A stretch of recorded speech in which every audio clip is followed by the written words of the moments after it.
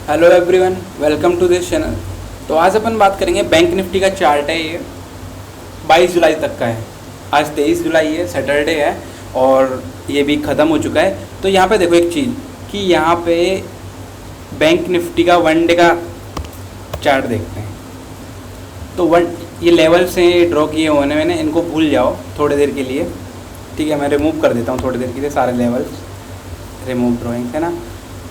और यहाँ पे देखो, यहाँ पे बैंक निफ्टी 200 मूविंग एवरेज, जो ब्लू वाली लाइन है ये 200 मूविंग एवरेज है। 200 मूविंग एवरेज के क्या है, ऊपर है ना। मतलब यहाँ पे इसने 200 मूविंग एवरेज को 19 जुलाई के दिन पूरा एक बड़ी सी कैंडल बनाई है ना, काफ़ी बड़ी कैंडल बनाई और क्रॉस किया 200 मूविंग एवरेज को। 100 मूविंग एवरेज का देखो, यहाँ पे देखो, यहाँ से एक 11 जुलाई को 200 मूविंग एवरेज को लोगों ने एज ए रेजिस्टेंस कंसीडर किया, लोगों को लगा। तो कुछ लोगों ने यहाँ पे जिन्होंने पुट शॉर्ट किया हुआ था या फिर कॉल बाई किया हुआ था, तो उन्होंने यहाँ पे पुट शॉर्ट किया था, उसको अनवाइंड किया। जिन्होंने कॉल बाई किया हुआ था उन्होंने प्रॉफिट किया। उसके बाद यहाँ पे कुछ लोगों ने कॉल शॉर्ट कर दिया होगा या फिर पुट बाई कर लिया होगा। उसके बाद रिट्रेसमेंट, मार्केट अभी भी हमेशा ना रिट्रेसमेंट लेता है। क्यों लेता है, उसका रीज़न ये है रिट्रेसमेंट का कि कुछ लोग होते हैं जो छोटे प्लेयर रहते हैं, उनको पता नहीं होता, तो वो क्या छोटे छोटे प्रॉफिट से, नुकसान से बहुत ज़्यादा अफेक्ट होता है उनको, है ना। तो वो छोटा, मान लें उनको प्रॉफिट हुआ तो वो लोग एग्जिट किए। तो देखो यहाँ पे एग्जिट किए, कुछ लोगों को थोड़ा ऊपर गई प्राइस, फिर एग्जिट किए, फिर लोगों को लगा यार अब तो नीचे जाएगी। कुछ लोग इम्पेशेंट लोग होते हैं ना, उनको लगता है, जिनको एनालिसिस नहीं होता, उनकी वजह से मार्केट करेक्शन लेता है, हमेशा रिट्रेसमेंट होता है, और है ना। तो नीचे गया। यहाँ पे एक, इसको क्या बोलते हैं, इस वाली कैंडल को देखो, जुलाई 15 एक डोजी फॉर्म हुआ। डोजी बोल सकते हो या फिर स्पिनिंग टॉप बोल सकते हो, क्योंकि जो both upper shadow and lower shadow almost same size की है। डोजी फॉर्म हुआ, उसके बाद प्राइस सीधा गैप अप ओपनिंग हुई 18 जुलाई को गैप अप ओपनिंग हुई। उसके बाद यहाँ पे देखो गैप अप ओपनिंग हुआ, 19 जुलाई को गैप डाउन ओपनिंग हुई, और गैप डाउन ओपनिंग होने के बाद भी 100 मूविंग एवरेज का सपोर्ट लिया, उससे नीचे प्राइस गई नहीं, और लो से नीचे प्राइस नहीं गई, थोड़ी बहुत नीचे गई, उसको कंसीडर अपन कर सकते हैं कि लो और जो ओपनिंग प्राइस थी वो सेम थी। मतलब गैप डाउन ओपनिंग होने के बावजूद भी प्राइस सूटअप कर गई, और जो लास्ट डे 18 जुलाई का हाई था उसको ब्रेक करके एक न्यू हाई बना दिया।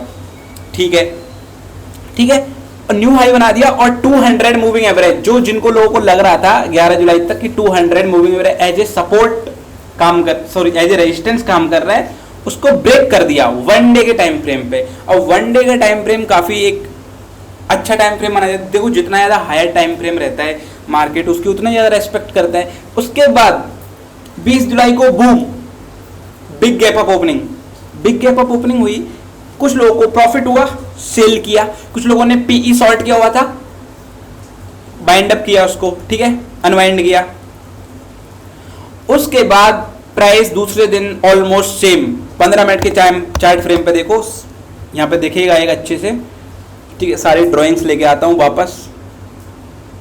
ये इतनी सारी ड्राइंग्स बनाई है मैंने, अपने लिए बनाई है। इतनी सारी ड्राइंग्स की ज़रूरत नहीं होती, लेकिन जब तुम 5 मिनट 10 मिनट तो ये आराम से इनको दूर कर सकते हैं। तो इतना ज़्यादा दिखता नहीं है कि बहुत सारी चार्ट में वो है, नॉर्मल दिखता है। तो देखो ये 20 जुलाई का, 20 जुलाई, और ये 20 जुलाई, ये 21 जुलाई, मतलब 20 जुलाई यहाँ से देखो, 19 जुलाई का हुआ, उसका गैप अप ओपनिंग हुई। यहाँ पे देखो, ये देखो 19 जुलाई का यहाँ से गैप डाउन ओपनिंग हुई थी, न्यू हाई बनाया 18 जुलाई की को क्रॉस करके यहाँ तक। उसके बाद गैप अप ओपनिंग हुई, उसके बाद मार्केट एक रेंज में रहा। कब तक, 20 जुलाई को इतना सा रेंज में, मतलब ऑलमोस्ट 200 पॉइंट की रेंज में रहा, ठीक है। 200 भी नहीं बोलेंगे, हाँ 200 पॉइंट लगा लो, है ना। 200 पॉइंट की रेंज में रहा। उसके बाद अगले दिन ओपन हुआ मार्केट, और फिर उसी रेंज में ट्रेड किया, एक रेंज में। कौन सी रेंज में, ऑलमोस्ट 200 पॉइंट की रेंज में 21 जुलाई को। अब देखो गैप अप ओपनिंग हुई है, उसके बाद मार्केट या तो थोड़ा सा रिट्रेसमेंट लेता है या फिर साइडवेज जाता है। रीजन क्या है कि श्योरिटी नहीं है वहां पे। जो गैप अप ओपनिंग होता है वहां पे श्योरिटी नहीं है कि ये प्राइस अब ऊपर जाएगी या नहीं आएगी। लोग थोड़े वो हैं, मतलब उनको डायरेक्शनल जो मूव है ना प्राइस का, उसके थोड़े वो नहीं है, अभी क्लियर नहीं है उनके लिए वो चीज़, ठीक है। तो उसकी वजह से कुछ लोग बाई करते हैं, कुछ लोग सेल करते हैं, कुछ लोग बाई करते हैं, कुछ लोग सेल करते हैं। तो प्राइस हैवी क्वांटिटी में कोई ना बाई करता है ना कोई सेल करता है। जो बिग प्लेयर्स होते हैं, स्मार्ट प्लेयर्स होते हैं, स्मार्ट मनीज होती हैं, वो एंटर नहीं करती हैं, वो ब्रेकआउट का वेट करती हैं या फिर एक रिवर्सल का वेट करती हैं। जब वो बिग वॉल्यूम पे या तो रिवर्सल देखते हैं या फिर ब्रेकआउट देखते हैं तो एंटर करते हैं। जो छोटे मार्केट पार्टिसिपेंट्स होते हैं, रिटेल मार्केट पार्टिसिपेंट, इम्पेशेंट, वो सेल करते हैं, बाई करते हैं, है ना। और एक मतलब होता है ना, तो उसकी वजह से वो छोटे छोटे ट्रेड करते हैं, उसकी वजह से प्राइस एक रेंज में रहती है। उसके बाद बूम, प्राइस रेंज को ब्रेक करती है, उसके ऊपर गैप अप ओपनिंग होती है, वहाँ पे प्राइस ऊपर गैप अप ओपनिंग होने के बाद उस रेंज के ऊपर वाले पार्ट, अब देखो लोगों को लगता है रेंज के ऊपर ट्रेड क्यों कर रही है, देखो तब तक रेंज में थी, लोगों ने ट्रेड नहीं लिया। रेंज के ऊपर जैसे जाती है प्राइस तो लोगों को लगता है कि रेंज के ऊपर भी ट्रेड कर सकती है, रेंज को ब्रेक करके भी प्राइस ट्रेड कर सकती है। डॉ थ्योरी में है कि जब भी प्राइस बिग वॉल्यूम के साथ रेंज को ब्रेक करती है तो क्या होता है, एक अप मूवमेंट आता है। मूव किया प्राइस ने, अच्छी कैंडल बनाई है, उसके बाद फिर साइडवेज गया मार्केट। कब तक गया, 2 घंटे तक साइडवेज मार्केट रहा, ऑलमोस्ट 2.5 घंटे साइडवेज मार्केट रहा। लोग फिर भी होते, कुछ लोगों ने कि यार अब और ऊपर जाएगा या फिर नीचे आएगा, साइडवेज मार्केट रहा। उसके बाद बूम, फिर ब्रेकआउट दिया उस रेंज का अच्छे वॉल्यूम के साथ, एक बिग कैंडल।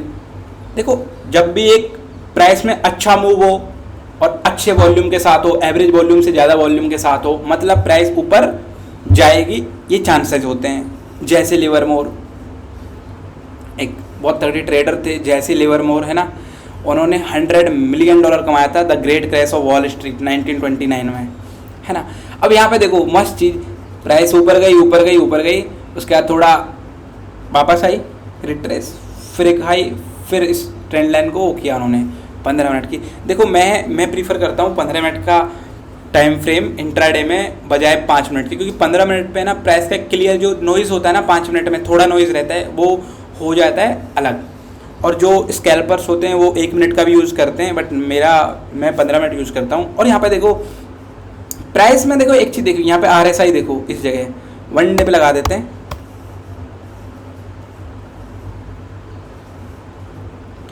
RSI यहाँ पे देखो, इस जगह जहाँ से रिट्रेसमेंट हुआ, इस जगह से यहाँ से पूरा RSI ने वो दिखाया कि प्राइस ऊपर जाएगी। उसके बाद अभी इसको बोलते हैं ओवर बॉट जोन, है ना, जो अपने डिपेंड करता है कि अपन 70 पे ओवर, 70 से ऊपर वाला ओवर बॉट है। तो यहाँ पे RSI इंडिकेट करता है ओवर बॉट जोन। लेकिन देखो ये इंडिकेटर्स है ना तब फेवर करते हैं जब तुम्हारा प्राइस एक्शन का जो एनालिसिस है ना वो सही हो। अगर उसके साथ अगर इंडिकेटर फेवर कर रहा है तो तुम्हारा एनालिसिस अच्छा है, और नहीं कर रहा है तो इसका मतलब ये नहीं कि तुम्हारा एनालिसिस अच्छा नहीं है, इसका मतलब है कि उस इंडिकेटर को छोड़ो तुम, ठीक है। तुम्हारा प्राइस एक्शन देखो, प्राइस एक्शन क्या बोलता है, देखो प्राइस एक्शन में क्या आती है, प्राइस और वॉल्यूम, उसके अलावा कुछ नहीं आता। प्राइस और वॉल्यूम रिलेट करके देखना, इनको टाइम लगेगा, लेकिन प्राइस और वॉल्यूम के साथ तुम अच्छे ट्रेंड देख सकते हो, अच्छे प्राइस एक्शन बना सकते हो। कोई इंडिकेटर की ज़रूरत नहीं पड़ती, किसी चीज़ की ज़रूरत नहीं पड़ती। बहुत सारी चीज़ें हैं जो प्राइस एक्शन से ही पता चलती हैं। मैं यूज़ नहीं करता, कोई इंडिकेटर यूज़ नहीं करता, सिर्फ प्राइस यूज़ करता हूँ, है ना, और कुछ यूज़ नहीं करता, ठीक है। अब यहाँ पे देखो प्राइस यहाँ पे 2 दिन, देखो 2 दिन एक बॉक्स में रही। देखो जितना ज़्यादा कंसोलिडेशन उतना अच्छा ब्रेकआउट, जितना ज़्यादा साइडवेज मार्केट उतना अच्छा ब्रेकआउट। मार्केट 70% साइडवेज ही रहता है इन जनरल, ठीक है। तो यहाँ पे ये बैंक निफ्टी का एनालिसिस है। तो यहाँ से अब एक देखो, इसको एनालिसिस को एक क्लियर कैसे बना सकते हैं। पर यहाँ पे देखो बैंक निफ्टी का जो फ्यूचर्स है वो एवरेज वॉल्यूम, देखो यहाँ पे देखो 6 जुलाई को अच्छी कैंडल बनाई, बिग वॉल्यूम, एवरेज वॉल्यूम से ऊपर, 10 दिन का ये पास्ट वॉल्यूम है ना, 1 डे के टाइम फ्रेम पे, उस एवरेज वॉल्यूम से ऊपर, एवरेज वॉल्यूम से ऊपर, एवरेज वॉल्यूम से ऊपर, है ना, यहाँ पे मतलब ऑलमोस्ट करीब। उसके बाद जो प्राइस में रिजेक्शन आया, एवरेज वैल्यू से कम में आया, जो रिट्रेसमेंट हुआ, मतलब अगर रिट्रेसमेंट कम वॉल्यूम पे हो, ब्रेकआउट ज़्यादा वॉल्यूम पे, रिट्रेसमेंट कम वॉल्यूम पे इन कंपेरेटिव, ठीक है। उसके बाद फिर से बूम, एक अच्छी कैंडल बनाई, गैप अप ओपनिंग हुआ अच्छे वॉल्यूम के साथ,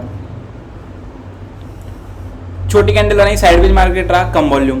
उसके बाद फिर एक अच्छी कैंडल बनाई एक अच्छे वॉल्यूम के साथ, ठीक है। तो वॉल्यूम बहुत एक मेजर पार्ट है वॉल्यूम का प्राइस एक्शन के साथ स्ट्रेटेजी बनाने में, है ना। तो वॉल्यूम को कभी भी ना भूलें, वॉल्यूम बहुत ज़्यादा हेल्प करता है। उसके बाद अब एक चीज़ देखो, यहाँ पे देखो ये मैंने ऑप्स्ट्रा का वो लिया हुआ है, ऑप्शनल एनालिसिस है ना, ऑप्शन एनालिसिस वो। तो यहाँ पे देखो F I and D I derivatives है ना। तो यहाँ पे देखो, यहाँ पे चलते हैं अपन सीधा, डेट 22 जुलाई है ना, 22 जुलाई निफ्टी इतना ट्रेड किया है। F I I net long मतलब एफ आई आई ने नेट फ्यूचर कितना बाई किया, फ्यूचर बाई करते हैं लॉन्ग में आ गया, कॉल बाई करते हैं लॉन्ग में आ गया, और पुट शॉर्ट करते हैं लॉन्ग में आ गया। तो मतलब टोटल 1.6% है, ठीक है, इजाफा हुआ, मतलब 1.6% इजाफा हुआ। पिछले देखो पहले माइनस में 2.4% थे, 2.04, उसके बाद थोड़ा कम हुआ, मतलब लॉन्ग पोजीशन इंक्रीज हुई हैं। एफ आई आई कोरिलेशन ये सब छोड़ो, बस ये देखो F I I net long और F I I plus pro net long. तो एफ आई आई और प्रो नेट लॉन्ग में क्या हुआ है, इंक्रीजमेंट। यहाँ पे देखो पहले माइनस 0.36% था, अभी प्लस 0.97% हो गया 22 जुलाई को। मतलब ये जो मूव आया है मार्केट में, ये थोड़ा अपन को डाटा के साथ क्वांटिटेटिव एनालिसिस भी करते हैं तो उसके साथ थोड़ा मैच कर रहा है, पॉजिटिव दिख रहा है अपन को। उसके बाद देखो क्लाइंट नेट लॉन्ग, क्लाइंट्स होते हैं जो उनके नेट लॉन्ग इतने परसेंट है, ठीक है, 0.14 माइनस में। उसके बाद देखते हैं F I I pro and D I I data and client data. तो यहाँ पे देखो पार्टिसिपेंट्स के नाम दिए हैं, F I I foreign institutional investors है ना, ये कभी कभी प्रॉब्लम्स हो जाती है टर्म्स में। उससे क्लाइंट्स है ना, क्योंकि मैं कभी ज़्यादा इतना बनाता नहीं है सब, तो यहाँ पे बोलने में शायद है ना। Pro D I I domestic institutional investors है ना टोटल। तो यहाँ पे long futures F I eyes ने इतने किए, इतने टोटल लॉन्ग फ्यूचर्स, मतलब लॉन्ग मतलब बाई करना, शॉर्ट फ्यूचर्स मतलब सेल करना, सेल किए इतने, तो ऑलमोस्ट सेम है ना। तो नेट फ्यूचर्स कितने है, 0। लॉन्ग कॉल्स इतने, शॉर्ट कॉल्स इतने, तो लॉन्ग ये सारे है ना। तो यहाँ पे भी देखो ये सारे कितने हैं, यहाँ पे देखो एफ आई आईज का देखो, यहाँ पे एफ आई आईज के बारे में देखते हैं पहले। तो शॉर्ट कॉल्स इतने किए ना, लॉन्ग इतने किए, टोटल नेट कॉल्स इतने हैं, मतलब लॉन्ग वाली पोजीशन में। लॉन्ग पुट्स इतने, शॉर्ट पुट्स इतने, लॉन्ग पुट्स मतलब नीचे की तरफ डायरेक्शन मूवमेंट उसका होना चाहिए है ना, इसलिए बाई किए। तो नेट इतने हैं 1,12,483। टोटल लॉन्ग्स कितने, मतलब टोटल लॉन्ग्स का मतलब है कि टोटल फ्यूचर मिला के, कॉल मिला के और पुट शॉर्टिंग मिला के टोटल लॉन्ग इतने हैं। टोटल शॉर्ट कितने, इतने। टोटल नेट मतलब नेट क्या होता है, इन दोनों को घटा दो, इनमें से एक में से एक को घटा दो, तो टोटल नेट जो बच रहा है, मतलब लॉन्ग वाले को पॉजिटिव ले रहे हो, इसको नेगेटिव ले रहे हो मान लो है ना, तो इसमें से इसको घटाएंगे तो नेगेटिव वैल्यू आ रही है, मतलब टोटल लॉन्ग है, टोटल नेट लॉन्ग -505। और प्रीवियस चेंज कितना हुआ है, प्रीवियस से लॉन्ग में चेंज देखो कितना हुआ है, प्रीवियस से चेंज हुआ है, ठीक है। तो बुलिश डाटा दिखा रहा है क्लाइंट का, क्लाइंट के हिसाब से BRS है, चेंज फ्रॉम प्रीवियस डे के हिसाब से देखो, प्रोज के हिसाब से बुलिश, DIIs के हिसाब से बुलिश। तो यहाँ पे मतलब इनके हिसाब से ये डाटा क्या दिखा रहा है, बुलिश। किसके हिसाब से, DIIs के हिसाब से, FIIs के हिसाब से है ना। तो यहाँ पे और यहाँ पे आप डाटा देख सकते हैं इसके, ठीक है। तो आज का एनालिसिस ये है कि अपना एनालिसिस करो, गलत हो सही हो मैटर नहीं करता, एक बार में कोई सही नहीं होता, अपना एनालिसिस करो। किसी के ऊपर डिपेंडेंट रहोगे ना कि वो सिखा देगा, मतलब सीखो सबसे, लेकिन वो कर देगा मेरे लिए, मैं तो उस पर डिपेंडेंट हूँ, वो करके दे ही देता है। यूट्यूब पे ना ऐसा नहीं है कि यूट्यूब वाले एकदम की भगवान होते हैं, नहीं चीज़ें वो भी सीखते हैं ना, इसलिए खुद का एनालिसिस बनाना सीखो, चाहे गलत हो, 2 दिन गलत हो गए, 10 दिन गलत हो गए, 1 महीने, 2 महीने, 4 महीने, 10 महीने काम करना है ना, तो एक चीज़ के ऊपर स्टक रहना पड़ेगा। और यहाँ पे एक पैटर्न दिख रहा होगा तो मैं W पैटर्न यहाँ पे मैं बना देता हूँ। अब देखो एक मस्त चीज़ बताऊँगा तो मैं, कुछ लोग होते हैं ना, यहाँ पे देखो एक W पैटर्न क्यों बोल रहा हूँ मैं,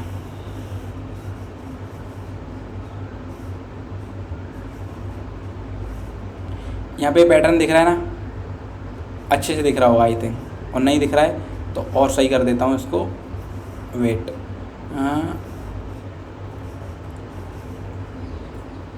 यहाँ पे ये वाला तो सही नहीं रहेगा, इसके लिए दूसरा कलर चेंज करता हूँ, लेट से ये लगा दिया। तो ये W पैटर्न दिख रहा है। अब देखो कुछ लोग बोलेंगे कि ये लेवल और ये लेवल W पैटर्न में सेम होना चाहिए। देखो कभी कभी क्वांटिफाई है ना, मतलब तुम्हें उसको एक चीज़ देखो, कभी हमेशा फ्लेक्सिबल रहना चाहिए, इतना रिजिड नहीं रहना चाहिए कि दोनों लेवल सेम रहेंगे तभी W पैटर्न। अगर 1% का भी 1% से ज़्यादा चेंजेस नहीं है, 1% समथिंग का है तो अपन मान सकते हैं। तो W पैटर्न बना, प्राइस है ना। और डब्ल्यू पैटर्न की नेक लाइन कौन सी है, ये वाली, इसको नेक लाइन मान सकते हैं अपन, इस वाली को, ठीक है। इसको मैं कर देता हूँ इससे। तो ये नेक लाइन है, यहाँ पे देखो ये वाली, यहाँ से नेक लाइन के ऊपर होल्ड किया मार्केट, एक कंसोलिडेट किया, उसके बाद ब्रेक किया बिग वॉल्यूम के साथ, मतलब डब्ल्यू पैटर्न ब्रेक हो चुका है, तो मार्केट बुलिश हो चुका है। 200 मूविंग के एवरेज है। देखो हर बार चांसेज होते हैं कि तुम जो बोल रहे हो कि बुलिश हो चुका है, ऐसा नहीं है, लेकिन चांसेज होते हैं कि मार्केट इज बुलिश, हर जगह से कंफर्मेशन मिले तो। बस आज का एनालिसिस यही था, ठीक है। कुछ चीज़ें मेरे से रह गई होंगी, कुछ चीज़ें नहीं है, जो भी है कमेंट करके बताना। थैंक यू, मिलते हैं नेक्स्ट वीडियो में, बाय बाय तब तक।